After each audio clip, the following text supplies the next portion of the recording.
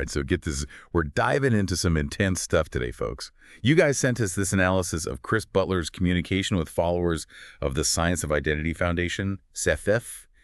And let me tell you, it's a wild ride. We're going to unpack the manipulation tactics Butler allegedly used to control his followers. And even more importantly, try to understand why people found it so difficult to leave SF. Yeah, you know what's really fascinating about this case is it's not just about one charismatic leader. It's about understanding how these systems work, these mechanics of manipulation that keep people trapped in these kinds of situations, sometimes for decades. Okay, so let's jump right in. One of the first things that really struck me in this analysis was how Butler would write these letters to his followers. And, they weren't exactly what you'd expect from a spiritual leader. Right, like you expect messages of love and compassion, guidance, that sort of thing. Instead, we see Butler allegedly using language that creates this climate of fear and dependence. Like, for example, in one letter, he accuses his godbrother of declaring himself an enemy of him and their shared lineage of gurus. Whoa, so it's not just about disagreeing with Butler. It's about framing any opposition as a betrayal of something sacred, something much bigger than just the two of them. That's heavy stuff. It is, and it's a powerful way to silence dissent. Think about it. Who wants to be seen as an enemy of their spiritual lineage? It creates this immense pressure to conform, to avoid rocking the boat. And it's not just about fear either, right? He also seems to dangle this idea of spiritual elitism. Yeah. Like, only those who follow him completely are truly God-loving. Oh, absolutely. There's this one passage that really stood out to me. He tells followers that they will be recognized by their love for God and their work for others. But then he says, but you can't know truly God-loving people by their dress. It's subtle, but it's a classic double bind, He's promoting humility on the surface, but underneath he's undermining any external markers of devotion. So basically, only HV gets to decide who's a true believer, and everyone else is left guessing, always striving to prove themselves to him. That's got to create a lot of anxiety and insecurity. Absolutely. It keeps followers in a constant state of seeking his approval, making them more susceptible to manipulation. They're always striving to reach this elusive standard of God-loving that only Butler can define. Okay, so we're seeing this pattern of control through language. But what about actions? How did that play out in the daily lives of CEF members? Well, one of the most disturbing aspects is the alleged control over personal relationships. Former members recount how Butler would dictate who his followers could marry, even going so far as to arrange marriages himself. Wait, hold on. Dictating who you can marry. That sounds more like a controlling parent than a spiritual guide. Exactly. It's about limiting individual autonomy and making followers dependent on him for even the most personal decisions. And this alleged control extended to careers and even medical care, with some former members reporting that they were discouraged from pursuing certain jobs or seeking conventional medical treatment. Wow, that's taking control to a whole new level. It's like he was trying to create this bubble where he had absolute authority over every aspect of their lives. And that's a key element of what makes it so hard to leave these kinds of groups. It's not just about leaving a leader or an ideology. It's about leaving your entire world, your support system, your sense of identity. It's almost like a form of Stockholm syndrome, where the victims become so dependent on their captors that they start to defend them in their actions. Yeah, that's a good analogy. The isolation and control create a situation where followers become deeply invested in justifying their own sacrifices and rationalizing the leader's behavior. And in Butler's case, it seems like he used this idea of service to God to justify a lot of questionable actions, including the alleged financial exploitation of his followers. Yes, there are numerous accounts of former members being pressured to work long hours for little or no pay in CEF-related businesses, often with the justification that it was a form of spiritual service. So not only are you surrendering your personal life, but you're also giving up your financial independence. It's like a double whammy of control. It is, and it creates this vicious cycle. The more you invest, the harder it becomes to walk away, even if you start to have doubts. You've given so much, you've sacrificed so much that it's almost impossible to admit that it might have been all for nothing. Okay, so we've got this web of control through language, through isolation, through financial dependence. Yeah. But what about the teachings themselves? What was it about Butler's science of identity that resonated with people and kept them hooked? Yeah, that's the million-dollar question. And that's where things get really interesting. We're going to delve into that in just a bit. But before we do, I want to emphasize something really crucial. We're not here to mock or judge anyone who was involved with CIF. We're here to understand how these systems work so we can all be more aware and protect ourselves from similar forms of manipulation. That's a really good point. It's easy to say, I would never fall for that. Yeah. But the reality is that these tactics can be incredibly insidious and effective, especially when they're cloaked in spirituality and promises of enlightenment. So let's unpack that science of identity concept and see how Butler allegedly used it to his advantage. Absolutely. That's where we'll pick up in part 2 of this deep dive. Okay, so we left off talking about the science of identity and how that played into Butler's alleged control over his followers. It sounded pretty complicated. Yeah, it is complex, but the core idea, as Butler presented it, boiled down to this. Your true self is separate from your body and mind. He claimed this true self was a spiritual entity, and only HE could guide you to understand it. Okay, so it's like a soul, but with Butler as the exclusive gatekeeper. No wonder he had so much power. If he's the only one with the map to your true self, you're pretty dependent on him. Exactly. And this science of identity wasn't just some abstract philosophy either. Butler tied it to every aspect of his followers' lives. So how did that actually work? Give us an example. Okay, well, take the allegations of financial exploitation that we discussed. Butler would argue that material possessions were just distractions from the true self. So donating your money, working for free in safe businesses, it was all framed as a necessary sacrifice on the path to spiritual enlightenment. So you're not just working for free, you're actually purifying your soul. Yeah. Clever, but also incredibly manipulative. It preys on people's desire to be good, to be selfless. Exactly. And any doubts or complaints, well, those were just signs that you weren't fully grasping the science of identity yet. It was a brilliant way to shut down critical thinking. Okay, so the science of identity justifies the financial stuff. But what about the control over personal relationships? How did Butler use this concept to dictate things like marriage? He would claim that choosing a partner based on worldly desires, things like attraction, shared interests, that was all a mistake. True spiritual growth meant submitting to his guidance, even in matters of the heart. So you're not marrying the person you love. You're marrying the person Butler thinks will help you achieve this true self.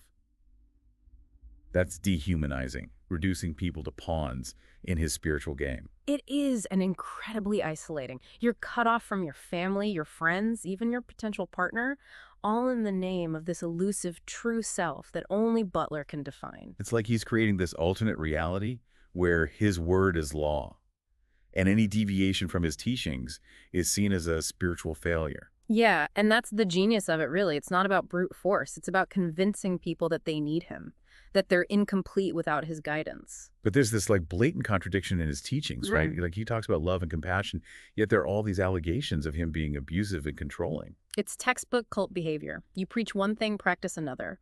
And when you're the self-proclaimed expert on true self, you get to define what love actually looks like, even if it looks a lot like abuse to everyone else. So how does someone break free from this kind of manipulation? It seems almost impossible once you're in that deep. Well, it is incredibly difficult, but it does happen. And often it starts with a crack in that carefully constructed reality. Maybe a friend outside the group raises concerns, or you stumble across information that contradicts Butler's teachings. So it's about getting a glimpse of the outside world. Yeah. A reminder that there were other perspectives, other ways of seeing things. Exactly. And those cracks can be terrifying because they threaten your entire belief system, but they can also be liberating. The first step towards reclaiming your own autonomy and your own definition of truth. But it's not just about individual awareness. It seems like there's a systemic element to this as well. Yeah. I mean, how did this group operate for so long without anyone intervening? That's a really crucial question. And it speaks to the larger issue of how these groups manage to evade scrutiny and accountability. Often it's a combination of factors, charismatic leadership, a culture of secrecy, and a reluctance from authorities to intervene in matters of faith. So it's like a perfect storm of factors that allow these groups to thrive. Yeah. But that's a conversation for another time. Right now we're focusing on Saif, and specifically how Butler maintained his control. Yes, and I think it's important to emphasize that while the science of identity played a key role, it wasn't the only tool in his arsenal. We also see tactics like isolation, financial pressure, and the manipulation of social relationships. It's a multifaceted system designed to erode individual agency and create complete dependence on Butler. So we've got the ideology, we've got the tactics, but what about the aftermath? What happens to people after they leave Saif? That's what we'll explore in part 3 of our deep dive. We'll hear from former members, explore the challenges they face, and examine the lasting impact of Butler's alleged manipulation. So we've spent the last 2 parts of this deep dive really kind of digging into the mechanics of manipulation within Saif. But now I think it's time to shift our focus to the human cost of these tactics. Yeah, absolutely. We can analyze concepts and strategies all day long, But ultimately, this is about people's lives, the impact on those who are drawn into this group, and the challenges they face in breaking free. Going through these testimonials from former members, it's striking how many of them talk about this sense of shame and guilt, even years after leaving Seth. Yeah, it makes sense though, right? They've been told that any questioning, any doubt is a sign of spiritual weakness. So even when they do manage to break free, there's this lingering feeling that they've failed, that they weren't strong enough to resist Butler's influence. And it's not just internal either. There's also the fear of judgment from the outside world. Leaving a group like Seth can be incredibly isolating, especially if you've been cut off from your family and friends. Totally. It's like stepping into a void. The support system you once relied on is gone, and you're left to navigate a world that might seem hostile or even dangerous. It's no wonder that many former members struggle to rebuild their lives. And it's not just about rebuilding your social life either, right? There's also the challenge of deprogramming yourself, of unlearning all the beliefs and behaviors that were ingrained in you for years, maybe even decades. Yeah, it's a process that can take years, even a lifetime. And it's not always linear either. There can be setbacks, moments of doubt, even a temptation to go back to what feels familiar, even if it was harmful. That's what really gets to me. This idea that leaving a group like Seth is not just about walking away physically. It's about disentangling your entire identity from the ideology that once defined you. Yeah, and that's where the real courage lies. It's not just about escaping Butler's control. It's about confronting your own beliefs, questioning everything you thought you knew about yourself and the world. One former member, Koviak, he describes it as waking up from a dream. Realizing that the reality he had been living in was carefully constructed by Butler to serve his own needs. That's such a powerful image. And it really highlights the disorientation and confusion that many former members experience. They're literally rebuilding their lives from scratch, trying to make sense of their past and forge a new path for the future. And it's not just about the individual either, right? There's also the ripple effect on families and communities. Imagine being a parent who's lost a child to this group, or a spouse who's watched their partner become a stranger under Butler's influence. It's heartbreaking. And it speaks to the insidious nature of these groups. They don't just target individuals, they target entire families, tearing them apart from the inside out. Yeah, we have one particularly poignant testimonial from a woman whose parents were both deeply involved in Seth. She describes the pain of watching her family fracture, of feeling like she was losing her parents to a belief system she couldn't understand. It's a reminder that the impact of these groups extends far beyond the individuals who are directly involved. They leave scars on families and communities that can take generations to heal. But amidst all the pain and loss, there's also hope. Many former members have shown incredible resilience, building new lives, finding support in each other, and even becoming advocates for others who are struggling to break free from similar groups. Yeah, their stories are a testament to the human spirit's ability to overcome adversity. They're a reminder that even in the darkest of times, there's always the possibility of healing and growth. And it's their courage that makes this deep dive so important. By sharing their experiences, they're shedding light on the dangers of manipulation and control, helping us all to be more aware, more critical, and more compassionate. Absolutely. Their voices are a powerful antidote to the silence and secrecy that allow these groups to thrive. And by listening to them, by learning from their experiences, we can all contribute to creating a world where fewer people fall prey to these kinds of abuses. So as we wrap up this deep dive into the Science of Identity Foundation, what are some of the key takeaways that we can carry with us?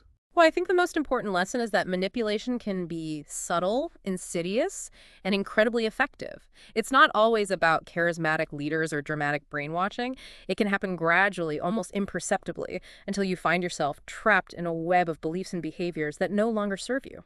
So it's about being vigilant, being critical, being willing to question authority, even when it comes from someone you trust. Exactly. And it's about fostering a culture of open dialogue, where people feel safe to express their doubts, to seek help, and to support each other in the face of manipulation and abuse. This deep dive has been a journey into the dark side of human nature, but also a journey of resilience and hope. Thanks for joining us as we explored this complex world of the Science of Identity Foundation. And remember, knowledge is power. The more we understand about these dynamics, the better equipped we are to protect ourselves and others from falling prey to similar forms of manipulation and control.